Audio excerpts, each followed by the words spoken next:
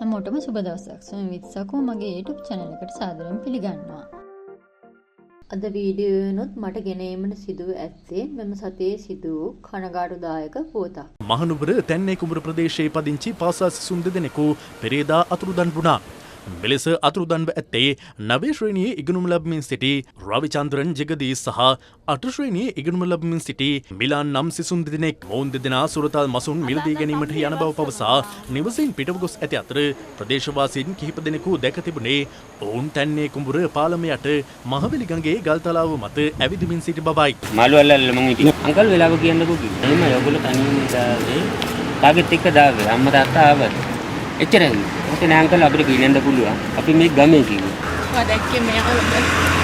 අයියා තමයි. අයියා තමයි මගේ වෙලාව වෙන්නේ. කල මාළු දෙන්නෙක් ඇදාද හිටියේ මම මාළු අල්ලලා හිටියා. මාළු දෙන්න අරගත්තා අරගෙන ඉවරලා ගොඩට දැම්මා. දාලා ඉවරනකොට විනාඩි 10ක් විතර ගියා. ඊට පස්සේ මං කිව්වා ඊට පිට නෑ. අද අර වගේ පේනවනේ. ඔව්. පේන්නේ නෑ. කෙසේ වෙතත් මෙම අතුරුදන් වූ සිසුන් දෙනා සම්බන්ධයෙන් මහනුවර මූලස්ථාන පොලිසිය විමර්ශන ආරම්භ කළා.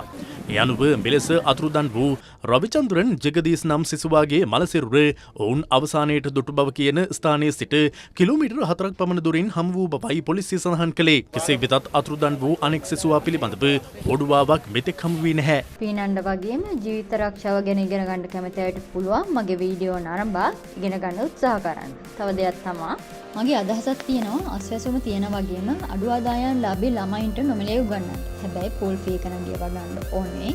රුපියල් 300ක් හෝ 400ක් වගේ මුදලක් තමයි වෙන්නේ පැයකට. පැයක් හොඳටම ඇති. ෆී එක පෝල් එකෙන් පෝල් එකට වෙනස් වෙනවා. ළමයි 5 දෙනෙක් නම් අඩුම ඉන්නවා නම් හොඳයි. මම දේගම් ප්‍රදේශයේ එයාට ඉන්න ළමයින්ට දෙමාපියන්ට පුළුවන් මගේ සෝෂල් මීඩියා හරහා මට කතා කරන්න.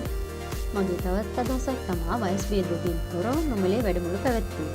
කැමති කට්ටිය ඉන්නවනම් මගේ සෝෂල් මීඩියා හරහා මට කතා කරන්න. ඔයාලා කැමති නම් මේ දේවල් ඉගෙන ගන්න මගේ channel එක subscribe කරලා bell icon එක click කරන්න, like and comment කරන්නත් පුළුවන්. මගේ අනිත් social media වල links පල්ලෙහා description එකේ දාලා තියෙනවා. ඒවා follow කරන්නත් අමතක කරන්න එපා. එහෙනම් ඊළඟ වීඩියෝ එකකින් හම්බ වෙනකන් හැමෝටම සුබ දවසක්.